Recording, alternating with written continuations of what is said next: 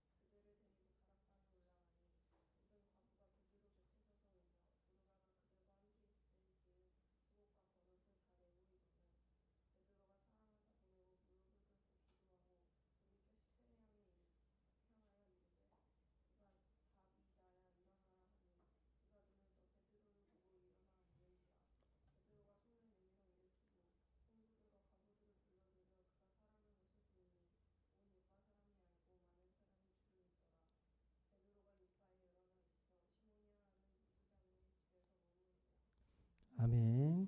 네, 감사합니다. 오늘은 다비다 쿰이라고 외칠 수 있는 신앙이라는 제목으로 같이 말씀을 나누도록 하겠습니다. 오늘도 어떤 마음으로 예배에 나오셨습니까? 예. 예전에 개그맨이 한 이야기를 들은 적이 있는데요. 개그맨은 사람 웃기는 게 직업이잖아요. 웃기는 게 정말 좋아서, 즐거워서. 그래서 뭐 돈이나 이런 걸 떠나서 사람이 웃길 때 막 보람을 느끼고 막 이렇게 막 기쁘고 뿌듯하고. 근데 만약에 여러분 그 개그맨이 돈 벌려고 개그맨을 한다 그러면 정말 그렇게 스트레스 받고 힘든 일이 없을 것 같아요. 예. 사람 웃기는 게 좋아도 매일 아이디어 하는 게 정말 힘들다고 하더라고요. 이게 뭐 아이디어 회의하고 막 뭔가를 이렇게 사람들 앞에서 이게 또 짰는데 안 웃게 되면 그에 대한 어떤 두려움 뭐 그런 것도 있고. 이게 똑같은데 누군가를 만났을 때 즐겁고 기쁜 마음으로 누군가를 만날 수도 있지만 그냥 의무감에 안 만나면 안 되니까 그렇게 만나는 만남도 있잖아요. 형식적인 만남, 이해에 따라서 만나는 만남. 만약에 여러분이 오늘 예배 자리에 나왔는데 할 수 없이 내가 믿는 사람이니까 안 드릴 수는 없고 그런 마음으로 나오는 것과 기다림과 사모함으로 나오는 마음은 표정부터 다를 거예요. 그래서 늘 표정을 제가 보거든요. 어떤 마음으로 나오셨는지 궁금해서 정말 하나님을 만나는 그 마음이 기쁨과 즐거움으로 나와서 예배하고 계신지 궁금해가지고 이왕이면 주님도 정말 잘 왔다. 정말 오늘 예배 동안 나와 정말 즐겁게 교제하고 은혜를 누리고 생명이 풍성했으면 좋겠다라는 음성을 꼭 들었으면 좋겠습니다. 네. 오늘 말씀에 보시게 되면 다비다라는 여인이 나옵니다. 이 다비다 어디에 살고 있었냐면 욥바에 살고 있던 여인입니다. 근데 이 다르다라는 여인을 다비다 그러면요 아람어거든요. 아람어로 다비다고 오늘은 번역하면 돼 있는데 헬라어로 번역하면이라는 말이에요. 그러면 도르가가 됩니다. 다비다 도르가 같은 말인데 기억하실 게 뭐냐면 당시에는 유대인들뿐만 아니라 이 고대 근동에 사는 사람들은 아람어를 썼어요. 언어가 아람어예요. 아람어가 통용어입니다. 아람어를 썼거든요. 그런데 오늘 이 다비다라는 신도예요. 이 신도가 죽습니다. 죽었어요. 그래서 사람들이 그 죽인 여인을 씻어가지고 다락방에 눕혀놨어요. 그리고는 누구를 찾습니까 지금? 베드로를 불러요. 다행스럽게 베드로가 욥바 근처에 있는 어디 루다에 거주하고 있었어요. 가까워요.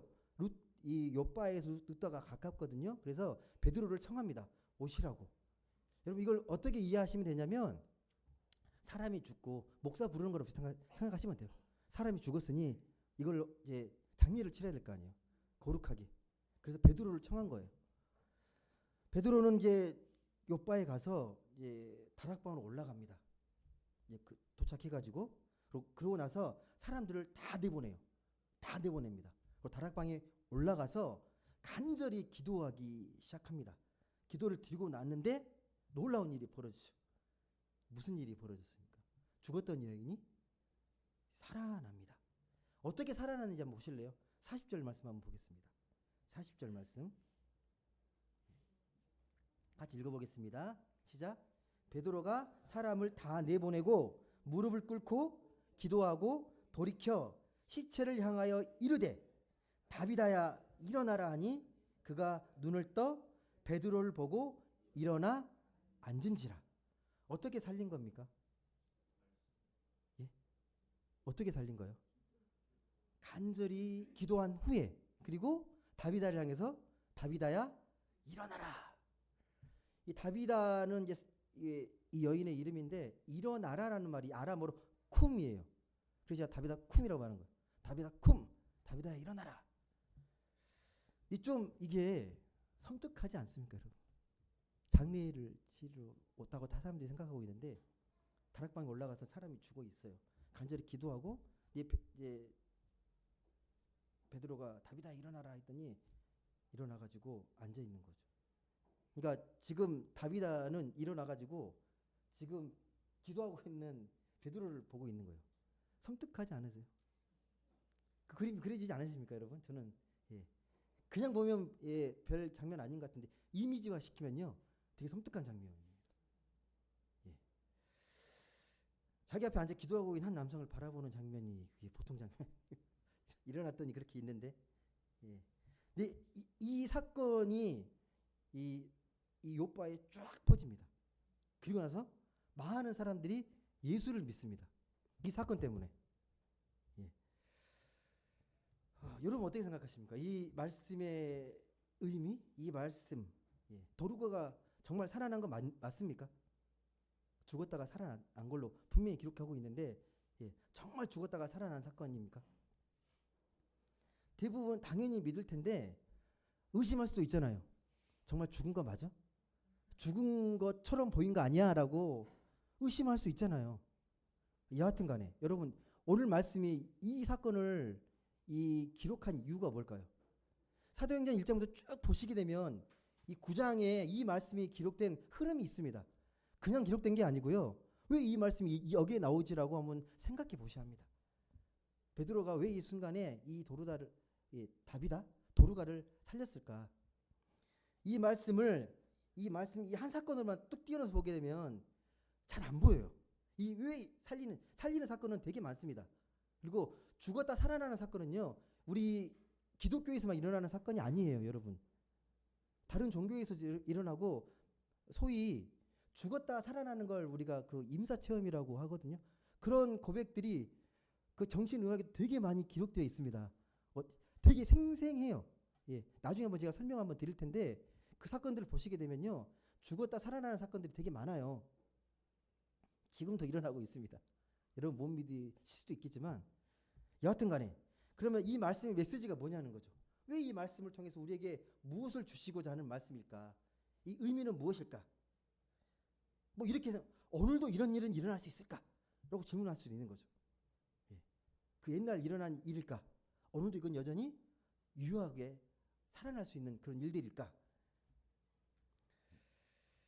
예전에 제가 다큐멘터리인가 한번 본 적이 있는데 좀 신기한 다큐멘터리 무슨 그런 프로가 있어요.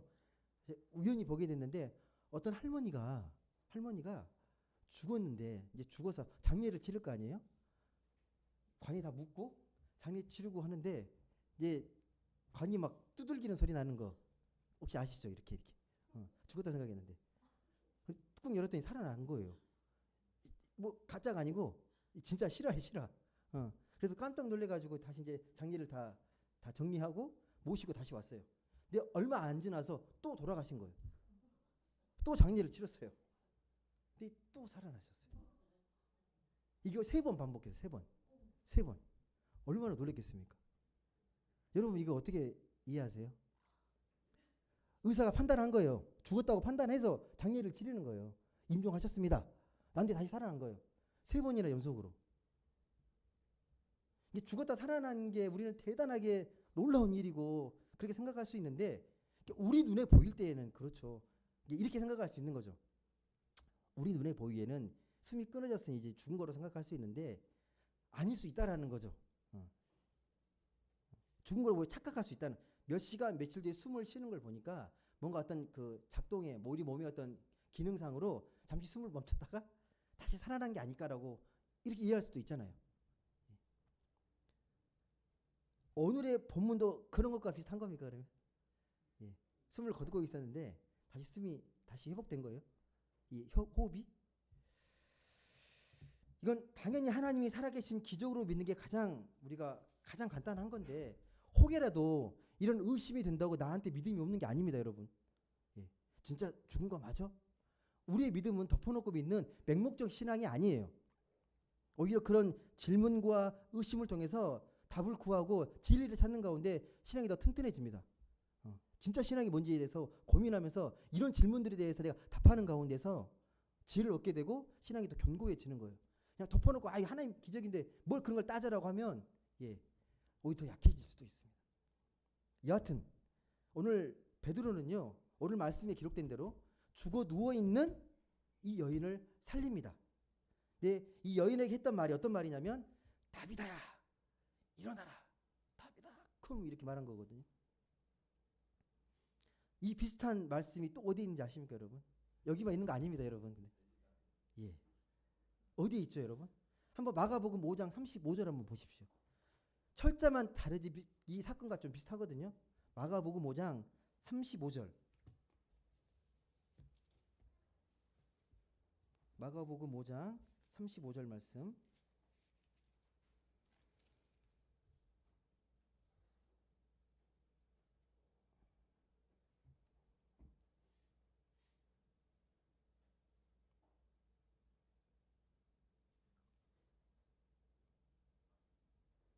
아, 41절입니다. 41절. 마가복음 5장 41절. 41절. 마가복음 5장 41절. 한번 우리 같이 읽어보겠습니다. 이 한 구절만 읽어보겠습니다. 시작. 그 아이의 손을 잡고 이르시되 달리다 굼 하시니 번역하면 곧 내가 내게 말하노니 소녀야 일어나라 하심이라. 그러니까 베드로가 뭘 배운 거예요? 이걸 알고 있잖아요. 굼. 달리다인데 달리다는 소녀야라는 말이에요. 다르다 쿰 그러면 이제 다비다라는 소녀를 말하는 거, 달리다 쿰 그러면 소녀여 일어나라. 이 말씀하시니까 대략 12살 정도 된 소녀가 일어나 걷기 시작합니다. 이미 그런 배움이 있잖아요, 베드로가. 예수님께서 그 능력으로 살리신 것. 근데 여러분, 오늘 말씀 보시게 되면 표면적으로 이 다르다라는 여인을, 도르가라는 여인을 살린 게 베드로의 그 사도의 능력처럼 보이지만 절대 아닙니다, 여러분. 베드로에게 꽂히면 안 돼요. 이 말씀의 핵심은요. 이 말씀은 오늘 본문 말씀 그 앞절과 뒷절 계속 이어지는 말씀이에요. 그 문맥을 잘 보셔야 합니다. 어떤 흐름 속에서 이 말씀이 오늘 이 말씀 전에 어떤 사건이 있습니까? 이 사도행전 9장 앞절에 보시게 되면 어떤 사건이 있어요? 또 어떤 사건이 있죠? 한 번 더 고치는 사건이 있어요. 이 사건만 고친 게 아니에요. 또 누구를 고칩니까? 중풍병자 애니야를 고쳐요, 여러분. 애니야라는 중풍병으로 고생하는 사람을 고칩니다. 그 사건을 고치고 나서 그 다음 사건이 도르가 여인이에요. 근데 오늘 말씀을 보시게 되면요, 좀 의문스러운 게 좀 있지 않나요? 베드로가 이 다비다라는 여인을 살리는데 뭔가 좀 의심스러운 게 하나 있어요. 그거 여러분 발견하셔야 됩니다. 오늘 말씀에 베드로가 뭐라고 이야기했어요? 베드로가 살릴 때 다비다야 일어나라. 이 말씀 여러분 그냥 받아들여지십니까? 베드로가 다비다야 일어나라 그랬거든요. 사람에게 그런 권위와 능력이 있습니까? 권능이 있습니까? 있어요? 아닙니다, 여러분. 사람을 살리는 능력은요, 사람에게 있지 않습니다. 예수님에게 있습니다. 그러니까 할 수 있는 건 예수 그리스도의 이름으로 일어나라라는 건 가능해요. 근데 이건 다비다 쿵 그러잖아요. 그냥 다비다야 일어나라라고 보이잖아요. 그렇지 않습니까? 그러니까 이 말씀만 보게 되면 뭔가 문제가 있는 문장이에요. 예수의 능력 없이 마치 베드로가 고친 것처럼 보인다고요. 근데 그 9절부터 쭉 읽게 되면 아니에요. 큰 그 맥락 속에서 이 애니야의 사건부터 이어지는 사건입니다. 한번 34절 보세요. 34절. 애니야, 이 중풍병 걸린 애니야를 어떻게 고치는지. 34절 같이 한번 읽어보겠습니다. 시작. 베드로가 이르되 애니야야, 예수 그리스도께서 너를 낫게 하시니 일어나 내 자리를 정돈하라 한데 곧 일어나니.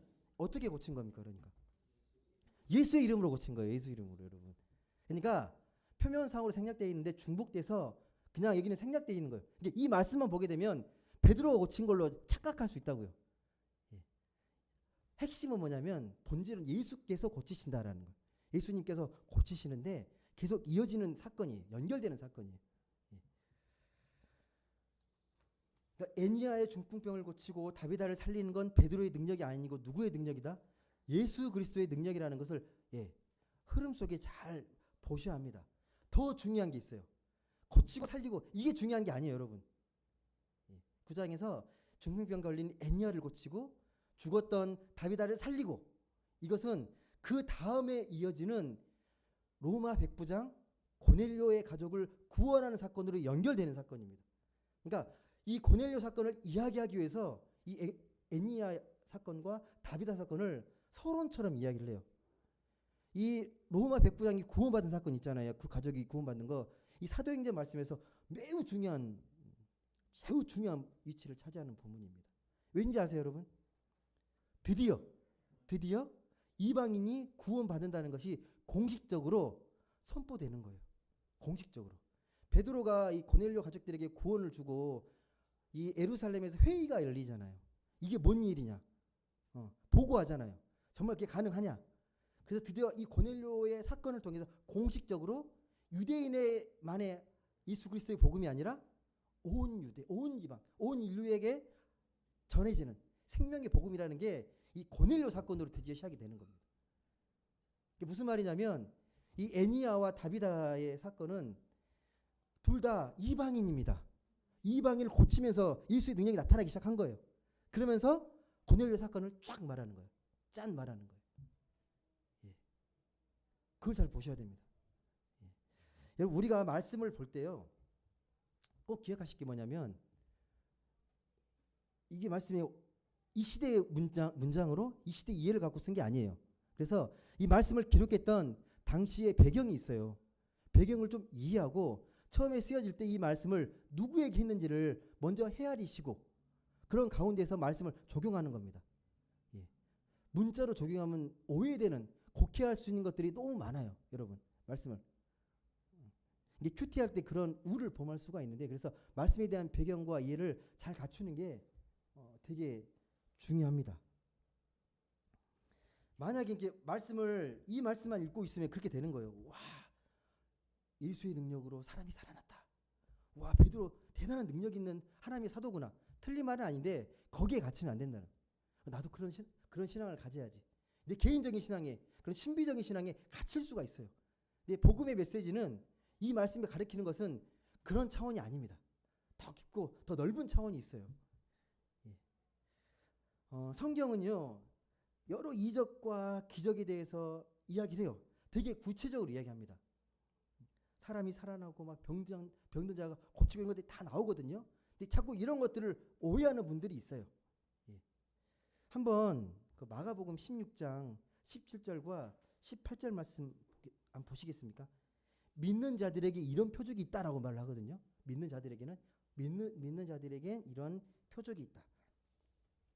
마가복음 16장 17절과 18절 말씀 한번 같이 찾아서 읽어보겠습니다.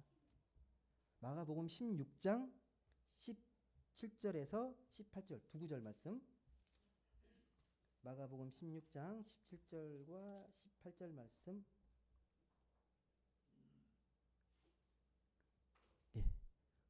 화면상으로도 띄워져 있으니 같이 보시고요. 두 구절의 말씀 한번 읽어보겠습니다. 시작. 믿는 자들에겐 이런 표적이 따르리니 곧 그들이 내 이름으로 귀신을 쫓아내며 새 방언을 말하며 뱀을 집어 올리며 무슨 독을 마실지라도 해를 받지 아니하며 병든 사람에게 손을 얹은즉 나으리라 하시더라. 아멘. 여러분 이 말씀 보시게 되면 이 말씀으로 귀신을 쫓아내고 병을 치료하고 그렇거든요. 이 지금도 이런 치유 사역 하시는 분들은 이 말씀을 근거해서 해요. 근데 이게 잘 보셔야 될 게 뭐냐면 여러분 이 말씀을 정말 근거로 하게 된다면 뒤에 있는 말씀도 같이 적용해야 돼요.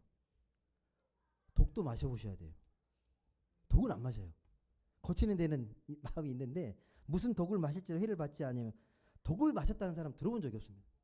이런 치유와 사역하시는 분들 중에 나 독을 마셨는데 아무런 해가 없었다고 말한 이게 자기의 이해관계에 따라서 이 말씀을 치사 선택하는 거예요. 내가 취하고 싶은 말씀만. 이 말씀 자체가 틀린 게 아니에요. 그런데 문자로 적용하려면 다 적용해야지. 뭘 빼고 뭘. 나는 정말 병 고치는 은사가 있는데 무슨 독을 마시더라도 말씀대로 아무 해를 입지 않았습니다. 라고 말해야 되는 거예요. 똑같은 성경 구절인데 어떤 건 그대로 믿고 어떤 건 빼버리고. 이렇게 말씀 보면 기독교의 본질을 오해하는 겁니다. 말씀은 또 그런 차원의 수준이 아닙니다. 병 고치고 놀라운 능력이 일어나고. 다시 말씀드리지만 여러분 말씀은요. 하나님께서 오늘 우리에게 들려주시는 말씀인데 우리가 이해할 수 있도록 그렇게 들려주십니다. 그리고 말씀을 기록했을 때 당시에 이 말씀을 잘 이해할 수 있도록 그것들을 잘 배려해서 눈높이로 말씀하십니다. 그들의 지식 수준, 지적인 수준에 맞춰가지고 이해를 합니다. 당시에는 이 자연 세계를 어떻게 이해했다고 한번 제가 말씀드린 적이 있는데 땅, 하늘, 땅 속으로 세상을 이해했거든요. 땅에는 우리가 살고 하늘에는 하나님이 사시고 땅속에는 악한 영이 살고 이게 그들의 세계관이었어요. 하늘인데 3층천 그랬잖아요. 3층천. 층이 3개라는 거죠. 우리가 보는 하늘이 대기권 하늘이 첫 번째 하늘이고 두 번째 하늘은 광활한 우주, 별이 있고 막 이런 거. 세 번째 하늘은 하나님 계시는 곳. 그게 그들의 세계관이에요. 그들이 지금처럼 과학적 지식이 뛰어나가지고 면밀히 분석하는 게 아니라 태양을 보고 태양이 뭐 실체나 물리적인 어떤 걸 알고 바라보는 게 아니에요. 우리처럼. 그들의 눈높이에 맞게 하는 거예요. 그 말씀을 과학적으로 풀어버리면 오해를 하시는 거예요. 그렇게 해서. 그들의 세계관 속에서 하나님 만났던 경험들을 그런 고백들을 쓰는 것들인데 과학적으로 풀어버리면 말씀을 크게 오해하게 되는 겁니다. 당시에 바람이 뭔지도 몰랐어요. 바람이 왜 바람인지도 몰랐어요. 되게 신비하게만 느껴지는 거죠. 병에 걸리면 어떻겠습니까? 병에 걸리면. 병의 원인을 모르니까 하나님이 치신 거구나. 질병이구나. 악성 뭐 이렇게 피부병 걸리면 우와 이거 하나님이 크게 징벌하신 거라고 생각할 수밖에 없어요. 두렵잖아요. 뭔지도 모르는데. 그렇다고 오해하시면 안 돼요. 그들이 당시에 예전에 우리 이 신앙했던 선진들, 선배들의 지적 수준이 낮았다고 어리석거나 지혜가 없는 게 아닙니다, 여러분. 오히려 문명의 수준은 낮을지 몰라도 영적으로, 정신적으로 매우 성숙합니다. 여러분 구약의 선지자들이나 많은 그 신앙의 그 성인들을 보게 되면 그 인물들을 보게 되면요, 되게 삶의 지혜가 깊고 영적인 지혜가 깊고 삶의 통찰력이 뛰어납니다. 정말 뛰어납니다. 우리와는 비교할 수 없을 정도로 정말 해안이 있습니다. 하나님 주신 그 지혜가 있어가지고 지식은 좀 떨어질지 몰라도 놀라운 깊은 통찰력을 갖고 있어요. 다시 말씀드리면 그들의 눈높이에서 이게 각종 뭐 병을 고치고 귀신을 쫓아내고 초자연적인 기적이 나타나고 특별한 경우에 죽은 자를 살리고 당시에 이렇게 해서 하나님이 이렇게 역사하시는구나, 이렇게 구원하시는 거라고 그들의 눈높이에 보여주신 겁니다. 지금도 마찬가지입니다, 여러분. 지금도 똑같은 복음이 전해지는데 한국 땅에서 복음의 어떤 메시지와 다른 땅, 뭐 아프리카나 이런 데서 똑같은 말씀이 적용되진 않아요, 여러분. 제가 그 인도 선교나 그 아프리카 선교 가보게 되면요, 놀라운 일들이 정말 많이 벌어집니다. 놀라운 영적인 현상들이 막.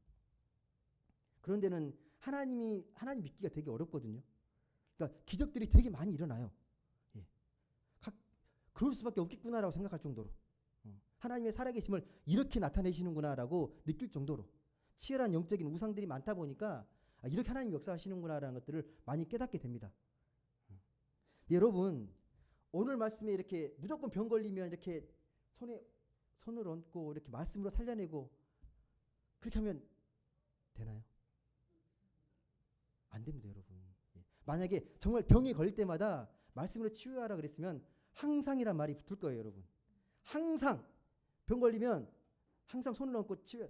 그렇지 않아요, 여러분. 예. 지금은요, 아프시면 병원 가셔야 됩니다. 병원이 훨씬 뛰어나요. 잘 고치고 잘 치료합니다. 예. 만약에 옛날 사람들이 오늘날의 이 병원들 의사 보면요, 신처럼 떠받들 거예요.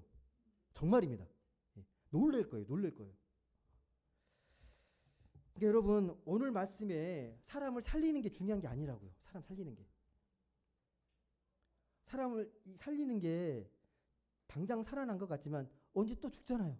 그렇게 육체를 회복시키는 건 언젠가 또 죽습니다. 단지 죽음이 유보될 뿐이에요. 언젠간 또 죽습니다. 죽음이란 게 그렇잖아요. 육체적 회복을 말하는 게 아니라고요. 그게 본질이 아닙니다. 그러니까 죽은 자가 살아난 것은요, 하나님께 더 깊은 영적인 메시지를 그 사건을 통해 보여주시는 거예요. 그러니까 하나의 통로입니다. 이 다비다가 살아나는 걸 보고서 하나님이 어떤 분이신지를 깨닫게 되는 거예요. 그걸 깨달았기 때문에 많은 사람들이 예수를 믿게 된 거예요. 죽은 자 살아나서 믿은 게 아니고요. 그 사건을 통해서 하나님이 어떤 분이신지, 예수의 복음이 어떤 복음인지를 알게 된 거예요. 그걸 보셔야 됩니다.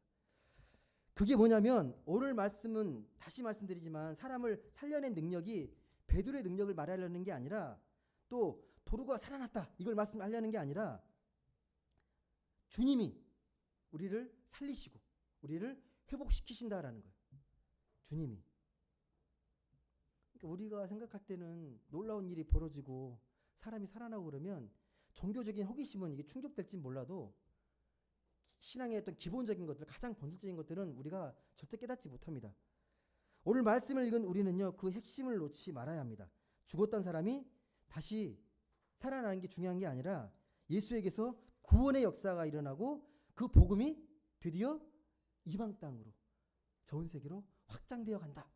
그 메시지를 꼭 읽으셔야 합니다. 오늘 말씀을 통해서. 그러니까 만약에 이런 사건들 보고요, 좀 좁게 나도 믿음을 열심히 해가지고 귀신도 쫓아내고 병도 고치고 이런 기적도 많이 체험하고 이런 개인적인 신앙에 갇히게 되면요, 정말 중요한 걸 놓치게 됩니다. 유아적인 신앙에 머물게 되는 거예요. 마치 뭐가 똑같으냐면 여러분, 그 학교 안 다니는 애들이, 조금 아이들이 산타클로스를 믿잖아요. 예, 있다고 존재한다고 믿잖아요. 근데 중학생이 되고 고등학생이 되고 성인이 되는데도 또 그대로 믿고 있는 거 똑같은 거예요. 그게 주는 어떤 의미가 있잖아요. 산타클로스를 통해서 아이들에게 사랑을 주고 또 그들에게 희망을 주고 그런 메시지지, 그게 존재하는 게 주체가 중요한 게 아닌데 꿈과 순수함과 이 순수한 그 아이들의 마음을, 동심을 좀 채워주기 위한 것들인데 그걸 어른 되어서까지 진짜 있다고 믿어버리면 환상에 사는 거잖아요. 망상 속에 살게 되는 거잖아요. 여러분, 예수 믿는 사람은 그런 수준이 되어서는 안 됩니다. 여러분, 예수를 믿어도 나 개인적인 신앙, 이 말씀을 읽어도 내가 열심히 기도하고 열심히 하나님 믿어서 병도 고치고 더 잘 살게 되고 놀라운 일도 막 경험하고 그런 개인 신앙에 갇히게 되면 안 돼요. 더 중요한 게 뭐냐면 이런 예수 믿는 사람들은 그런 수준에서 벗어나서 하나님 이 땅에서 왜 우리가 함께 이런 공동체를 이루고 이 역사와 이 사회 속에서 어떤 책임적인 연습을 살아갈 것인지에 대한 깊은 통찰을 갖고 살아가야 됩니다. 단지 신앙의 신비를 추구하고 거기에 심취하게 되면요, 정말 더 중요한 걸 놓치게 된다고요. 개인의 신앙에 머물리게 되면요. 여러분, 요즘도 여전히 도루가가 죽어 누워있는 다락방 같은 곳이 있습니다. 문자로 보면 안 보이겠지만 여러분, 우리 사회 곳곳에 죽어 있는 것 같은 삶의 희망을 다 잃어버리고 다락방에 누워서 그냥 죽은 것처럼 살고 있는 그런 현실이 있습니다. 자꾸만 희망을 잃고 생명을 잃어가는 사람들이 세상에 얼마나 많이 있습니까? 지금 우리 사회는 어떻습니까? 아까 우리 집사님이 기도하셨지만 이제 새 대통령이 뽑혔잖아요. 그분을 지지하지 않았던 간에 지금 이제 그분을 통해서 이 다시 한번 이 갈등과 분열 속에 있는 국민들이 통합되고 뭔가 그래도 약자들이 소외된 자들이 희망을 얻고 사는 세상이 될 수 있도록 기도해 주셔야 합니다. 이게 위정자가 하나님을 두려워하고 사람을 정말 존중할 수 있는 그런 세상이 될 수 있도록 우리 기독교의 신앙이 나아가야 될 방향이잖아요.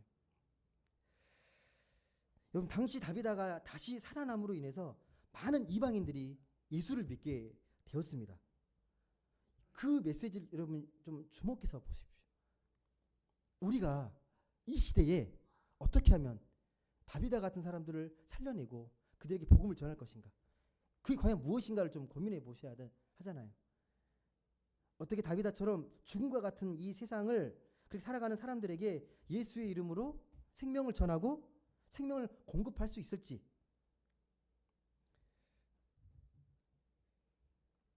단 우리가 문자적으로 말씀을 전하는 게 아니라 이 시대에 맞는 생명의 언어로 전하는 겁니다. 이 시대에 맞게 이 말씀을 깊이 묵상하면서 우리가 지혜를 갖고 어떻게 이 시대의 이 생명의 복음을 우리가 갖는 생명의 언어로 바꾸어서 전할 수 있을 것인가를 고민하셔야 합니다. 그게 이 시대에 필요한 진정한 의미의 문화 선교입니다. 여러분이 삶으로 인내함으로써 계속적인 영적인 영향을 끼치고 선하게 살아가시면서 주의 복음이 잘 전달될 수 있도록 여러분의 삶을 통해서 여러분의 행실을 통해서 전달되게 하는 겁니다. 만약 여러분 이런 삶이 여러분이 잘 되기만 하면 뭐 어느 교회를 뭐 지칭하는 건 아니지만 매 해마다 총동원주의라고 사람들을 불러 모으는 그런 거 안 하셔도 돼요. 그런 이벤트를 하나님 기뻐하시는 게 아니라 삶을 통해서 우리가 보여지는 삶을 통해서 복음이 온전히 전해지길 소망하시기 때문에 그렇습니다. 말씀을 맺겠습니다. 오늘 우리에게 그런 능력이 있을까요? 이런 능력이 우리에게. 어떠세요, 여러분? 이 말씀을 읽으시면서 베드로같이 나도 이 세상 속에서 그런 능력을 갖고 살아가고 있는지. 우리 교회는 이런 생명의 능력이 있다고 생각하십니까? 근데 여러분, 이런 능력은요, 눈에 확 띄게 드러나는 게 아닙니다. 딱 보고 이 사람 능력이 뛰어나 이게 아니잖아요. 그렇게 나타나지 않습니다. 그래도 우리가 내 안에 생명의 능력이 있는지 없는지 스스로 점검할 수는 있어요. 어떻게? 뭘 통해 여러분이 그걸 점검할 수 있을까요? 스스로 어떻게 할 수 있을까요? 내 안에 그럼 복음의 생명의 능력이 있는지 없는지 말씀을 통해서 점검하는 거예요. 말씀을 통해서 오늘 말씀에 통해서 내 안에 생명이 풍요로워지고 있는지, 내 가슴이 뜨거워지고 있는지, 말씀을 들을 때마다 새 힘과 에너지를 받고 있는지 점검해 보십시오. 아직도 밋밋하고 냉랭하진 않은지 좀 생각해 보십시오. 오늘 말씀에 다비다 쿰 그랬잖아요. 근데 이 말씀은 먼저 여러분에게 하신 말씀이에요. 아무리 힘들고 어렵고 지쳐 있어도 주님은 우리에게 말씀합니다. 일어나.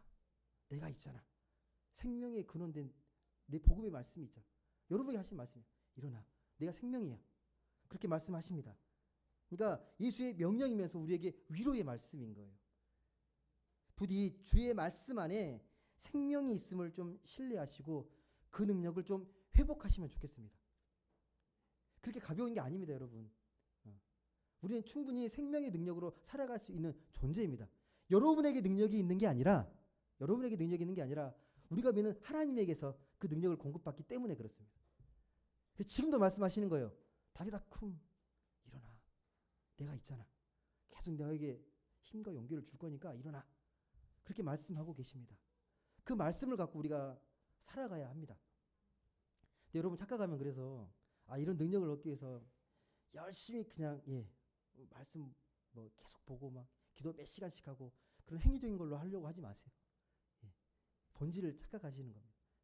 하나님께 진실한 마음으로, 온전한 마음으로 우리 예배 드릴 때 아까 처음에 소두에 말씀드렸지만 단지 우리가 예배 안 드리면 뭔가 좀 찝찝하고 뭔가 불안해서 예배 드리는 게 아니라 정말 내가 기뻐서 내가 사랑하는 사람 만나는 마음으로 그렇게 예배해야 그 예배가 온전히 살아나지 않겠습니까? 하나님은 완전한 예배를 받으려고 하시는 게 아니라 여러분의 마음을 받으시잖아요. 나 부족해서 오늘은 예배 못 드리겠어. 이게 아니잖아요. 부족하면 부족한 대로 하나님 그대로 인정하시고 우리 마음을 안아주시잖아요. 그 마음을 보십니다. 마음을. 온전한 마음. 만약 완전하게 갖춰져 예배 드린다면 우리 예배 한 번도 못 드려요. 우리 교회 얼마나 부족한 게 많은지 아십니까, 여러분? 다른 교회랑 비교했을 때요. 부족한 거 투성이에요. 근데 그 어떤 예배보다 우리가 더 위대하고 기쁘게 예배 드릴 수 있는 건 우리의 마음이 있기 때문에, 하나님을 향한 마음이 있기 때문에 그렇습니다. 부디 오늘 베드로가 다비다를 살렸던 것처럼 그 생명의 능력이 주님께 있음을 다시 한번 깨닫고 내 영혼이 회복되고 내 영혼이 회복된 그 마음을 세상 가운데도 잘 전하고 말씀과 생명의 언어로 잘 전하면서 그렇게 기쁘고 감사하게 살아갈 수 있는 모든 분들 되시길 주님의 이름으로 간절히 소망합니다. 기도드리겠습니다.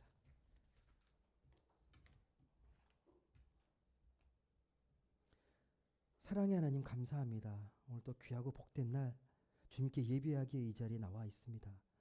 기도하고 찬양하고 말씀을 듣고 우리는 늘 부족하고 여러 가지로 마음이 불안하지만 우리를 사랑하시는 주님이 있기에 다시 한번 주의 말씀을 듣고 새 힘을 얻고 일어섭니다.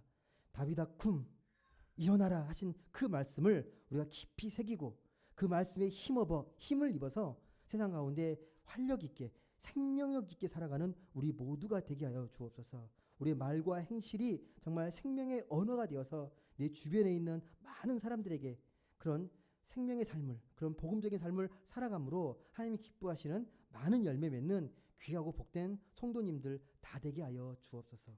감사드리며 사랑이 많으신 예수님의 이름으로 기도드립니다.